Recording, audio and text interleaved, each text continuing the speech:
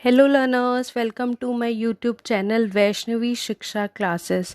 आज का हमारा टॉपिक है यूनिफॉर्म सिविल कोड, जिसे शॉर्ट फॉर्म में यूसीसी के नाम से भी लोग जानते हैं। अगर आप चैनल पे नए हैं तो चैनल को सब्सक्राइब कर लीजिए। तो चलिए जानते हैं कि यूसीसी की बात आई कहाँ से। 2024 की तरफ बढ़ती बीजेपी का एक कोड डिकोड हो गया है।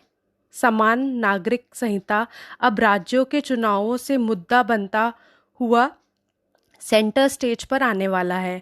तो सबसे पहले जिनको नहीं पता कि ये यूनिफॉर्म सिविल कोड है क्या या इसका मतलब क्या है, तो उन सभी को बता देते हैं कि सभी नागरिकों के लिए विवाह, तलाक, गोद लेने, विरासत और उत्तराधिकार जैसे व्यक्तिगत मामलों को नियंत्रित करने वाले कानूनों के एक सामान्य सेट तैयार किया जाए, चाहे नागरिक किसी भी धर्म का हो।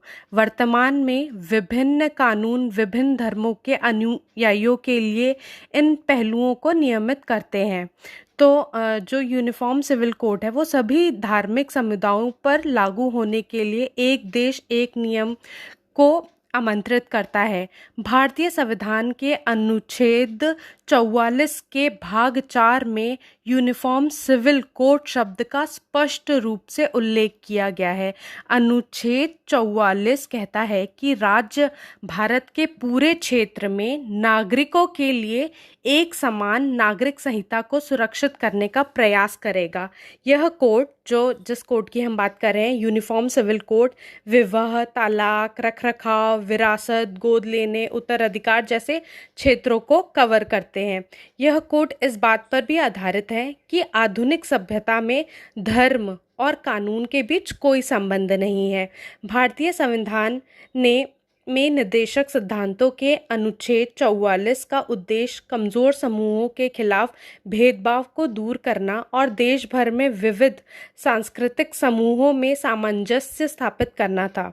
डॉक्टर हमारे जो BR अम्बेडकर थे ने संविधान को बनाते समय कहा था कि जो ये यूनिफॉर्म सिविल कोड वांछनीय है, लेकिन फिलहाल यह स्वैच्छिक रहना चाहिए और इस प्रकार संविधान के मसौदे के अनुच्छेद 35 को भाग 4 में राजनीति के निर्देशक सिद्धांतों के एक भाग के रूप में जोड़ा गया था, भारत के संविधान के अनुच्छेद 44 के रूप में।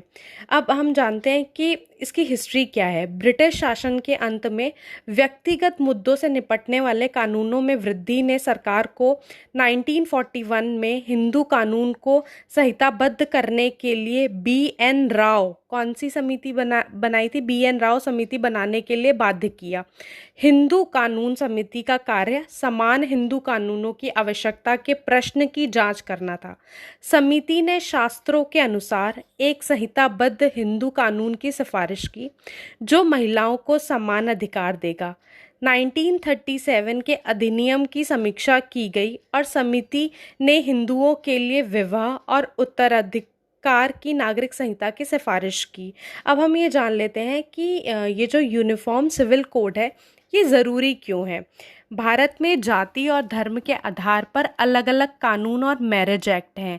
इसके कारण सामाजिक ढांचा बिगड़ा हुआ है। यही कारण है कि देश में यूनिफॉर्म सिविल कोड की मांग उठती रही है, जो सभी जाति, धर्म, वर्ग और संप्रदाय को एक ही सिस्टम में लेकर आए।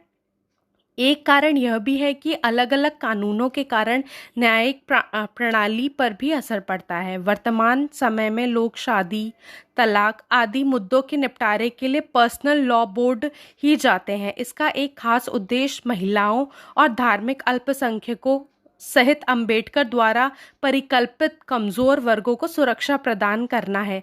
साथ ही एकता के माध्यम से राष्ट्रवादी उत्साह को बढ़ावा देना है। जब यह कोड बनाया जाएगा तो यह कानून को सरल बनाने का काम करेगा, जो वर्तमान धार्मिक मान्यताओं जैसे हिंदू कोड बिल, शरीयत कानून और अन्य के आधार पर अलग अलग हैं। तो यूनिफॉर्म सिविल कोड के बारे में आगे और जानकारी ये है कि भारत के 22वें विधि आयोग आपका हो गया लॉ कमीशन ने समान नागरिक संहिता के बारे में बड़े पैमाने पर जनता और मान्यता प्राप्त धार्मिक संगठनों के विचारों को जानने का फिर से फैसला किया है। जो लोग इच्छुक हैं वे नोटिस की तारीख से 30 दिनों की अवधि के भीतर अपने विचार आयोग को भेज सकते हैं।